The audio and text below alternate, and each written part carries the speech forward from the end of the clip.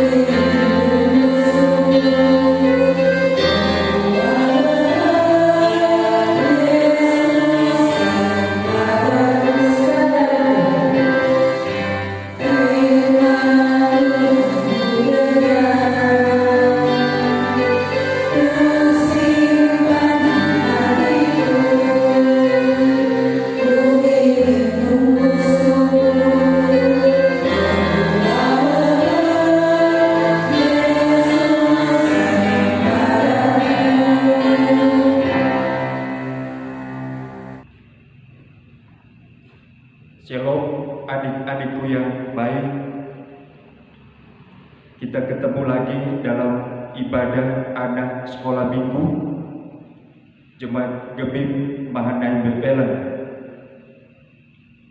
Oke, selamat pagi semuanya. Apa kabar adik-adikku yang ada di rumah? Semua pasti dalam keadaan baik dan sehat, bukan? Nah, adik-adik, saatnya kita akan membaca Alkitab dan mendengarkan cerita Alkitab. Namun sebelumnya kita berdoa dulu ya. Ayo lipat tangan, tutup mata, kita berdoa. Tuhan Yesus, Engkau mengenal satu persatu anak-anak-Mu, anak-anak sekolah minggu. Engkau rindu mereka bertumbuh dalam cinta-Mu, seperti Engkau yang lebih dulu sudah mencintai mereka. Firman-Mu dalam bentuk cerita Alkitab akan disampaikan dalam format audiovisual. Tuhan Yesus kiranya berkenan untuk memberkati kami semua.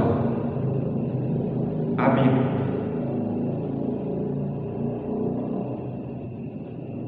Bagi adik-adik yang sudah bisa membaca, buka Alkitab adik-adik, mohon bantuan papa mama atau opa oma, kakak atau adik ya.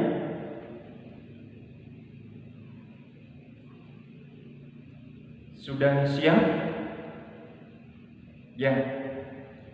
Mari kita buka dan baca Alkitab Perjanjian Lama, kitab Perjanjian Lama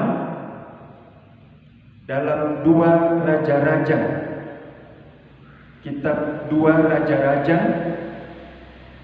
pasal 5 ayat 1 sampai 14. 2 Raja-Raja pasal 5 ayat 1 sampai 14.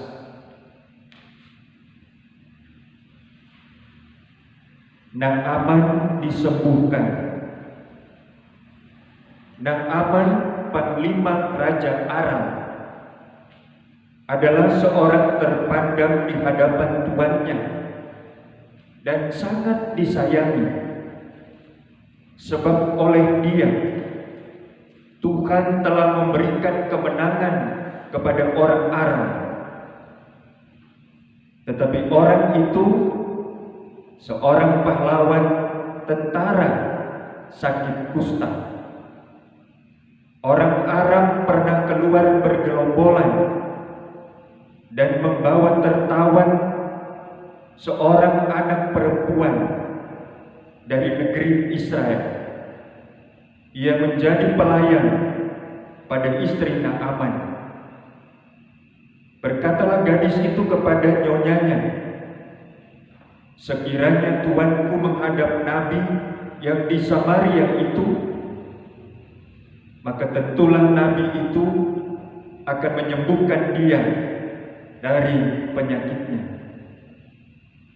Lalu pergilah Naaman memberitahukan kepada tuannya, katanya, begini-beginilah dikatakan oleh gadis yang dari negeri Israel itu.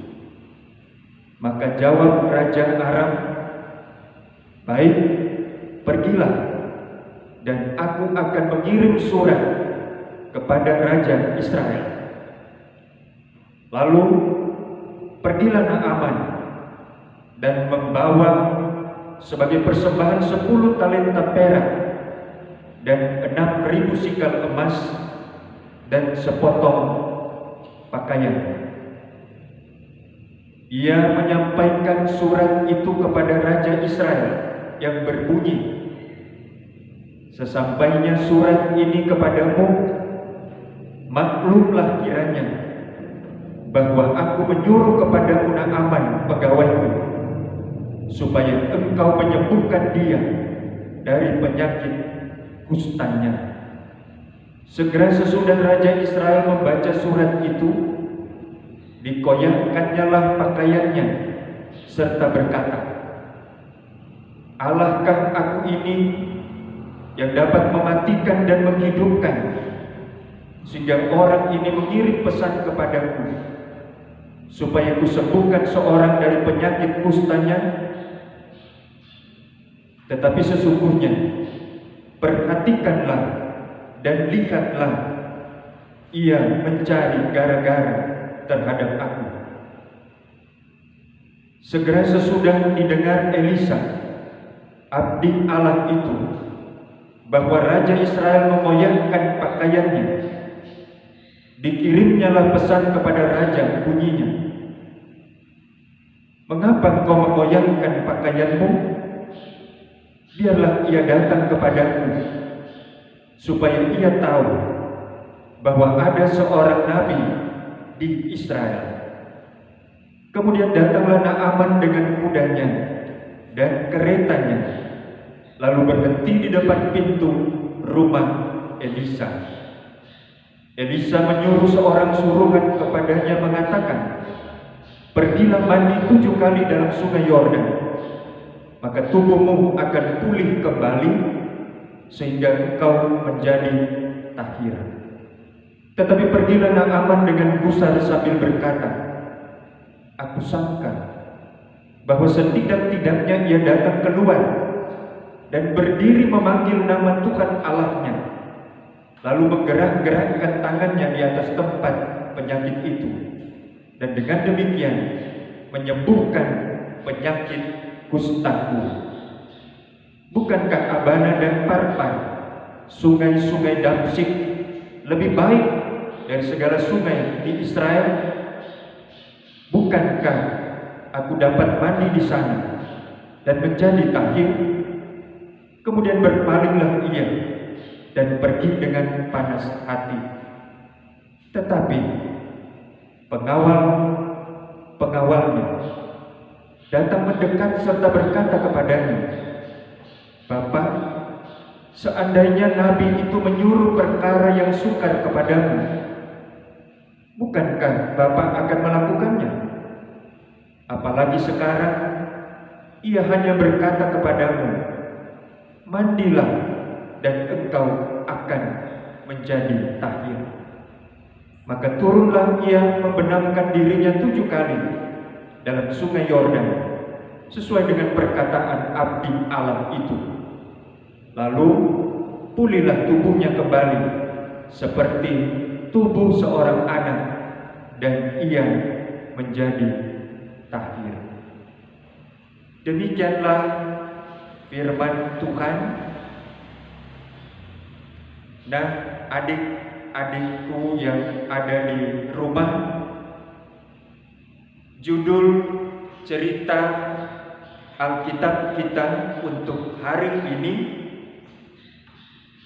Naaman disembuhkan Tuhan. Sekali lagi, Naaman disembuhkan Tuhan.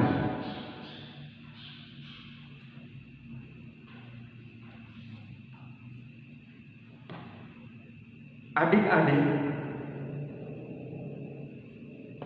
Naaman adalah seorang panglima, tapi bukan sekedar panglima, tapi dia adalah panglima Raja Aram. Naaman adalah pahlawan yang ganteng, tentara yang gagah, jagoan perang, adik-adik. Karena itu tidak heran Naaman ini adalah orang yang sangat dihormati. Tetapi sayangnya Naaman kena penyakit kusta. Penyakit kusta adalah sejenis penyakit kulit. Tubuh Naaman dipenuhi oleh luka-luka atau borok-borok yang berbau akibat penyakit kustanya. Nah, adik-adik yang diberkati oleh Tuhan, kebetulan di rumah Naaman, panglima Raja Aram itu, ada seorang gadis cilik, gadis kecil dari Israel yang menjadi budak, tapi budak yang khusus melayani istri daripada Naaman. Gadis ini berkata kepada istri Naaman bahwa di Samaria, di negeri gadis cilik ini, ada seorang nabi. Kalau tuanku Raja Naaman menghadap ke nabi itu, pastilah tuanku raja akan sembuh. Naaman sebagai panglima Raja Aram mendengar perkataan gadis cilik itu kepada istrinya. Kemudian Naaman akhirnya pergi ke Samaria menemui Nabi Elisa yang dikatakan oleh gadis cilik itu. Nah, adik-adik, sesudah Nabi Elisa tiba di Samaria, di tempat Nabi Elisa, Nabi Elisa justru menyuruh orangnya untuk menemui Raja Naaman dan pegawainya, sambil mengatakan kepada Naaman, pergilah mandi 7 kali di sungai Yordan, maka engkau akan sembuh. Waktu Naaman mendengar perkataan itu, ia menjadi sangat marah. Karena Raja Naaman berpikir seharusnya Nabi Elisa yang datang menjemput dia, yang datang menemui dia dan mendoakan dia dengan memegang tangannya. Tetapi adik-adik, beruntung ada pegawai Naaman yang mengingatkan Naaman agar Naaman mengikuti saja perkataan Nabi Elisa agar bisa sembuh. Akhirnya nasihat pegawainya itu diikuti oleh Naaman. Akhirnya masuklah Naaman membenamkan dirinya. Dia mandi 7 kali di sungai Yordan. Dan apa yang terjadi adik-adik? Ternyata betul, setelah mandi 7 kali, tubuh Naaman menjadi pulih. Badan Naaman yang semula dipenuhi oleh kusta menjadi sembuh. Naaman tentu sangat senang. Dia bergembira, dia berkata, "Aku sembuh, aku sembuh, aku sembuh." Sakit kusta Naaman disembuhkan oleh Tuhan. Dan dari sini kita belajar adik-adik bahwa Tuhan kita itu adalah Tuhan yang luar biasa, Tuhan yang ajaib, Tuhan yang dapat diandalkan oleh siapapun, termasuk patut diandalkan oleh adik-adik semua. Nah, adik-adik yang ganteng-ganteng dan yang cantik-cantik yang ada di rumah, kita juga tentu harus belajar seperti Naaman. Kita harus taat kepada firman Tuhan. Kita harus mendengar juga nasihat orang tua kita. Maka pasti kita akan menerima berkat terindah, berkat yang terbaik dari Tuhan. Yang sakit juga pasti Tuhan akan sembuhkan. Tuhan memberkati kita semua. Amin. Adik-adikku yang kreatif, yang pintar, yang hebat, yang cerdas, ayat hafalan kita untuk hari ini diambil dari Alkitab Perjanjian Baru, dari kitab 1 Timotius, kitab 1 Timotius pasal 4 ayat 12 bagian B. Sekali lagi, ayat hafalan kita dari kitab 1 Timotius pasal 4 ayat 12b. Yang sudah mendapatkannya, mari kita membaca sambil mengingat untuk dihafalkan. Kita mulai.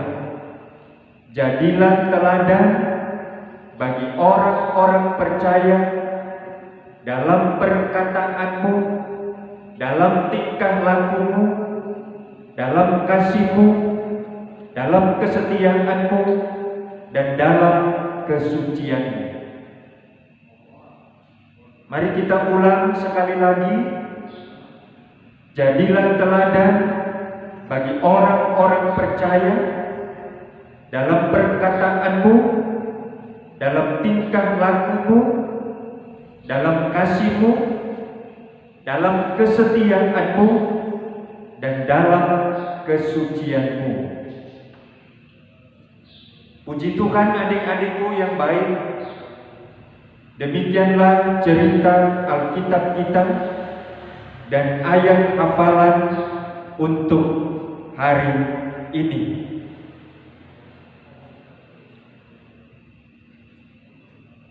Mari kita siapkan hati dan pikiran kita untuk berdoa sekali lagi kepada Tuhan. Lipat tangan, tutup mata, kita berdoa. Tuhan Yesus yang baik, terima kasih buat waktu, buat cintamu, dan juga buat cerita Alkitab yang telah kami dengar untuk hari ini. Jadikanlah kami anak-anak Tuhan yang dengar-dengaran, anak-anak sekolah minggu yang kreatif dan yang pintar seturut kehendak-Mu. Dalam nama Tuhan Yesus yang adalah sahabat anak-anak, kami sudah berdoa. Amin. adik-adikku yang baik yang ada di rumah, ingat selalu untuk tetap semangat, tetap menjaga kesehatan, menjaga jarak, rajin mencuci tangan, dan jika harus keluar rumah, pakailah masker, dan tetap berdoa untuk bangsa ini. Semoga bangsa Indonesia, juga kota Tondano tempat kita tinggal ini, akan selalu diberkati Tuhan. Kita ketemu di lain kesempatan dengan cerita yang berbeda. Shalom semuanya, Tuhan Yesus memberkati. Puji Tuhan, kita telah mendengarkan cerita Alkitab. Saat ini kita akan memberikan persembahan sambil memberi tanggal pujian, persembahan dan sama-sama berdoa.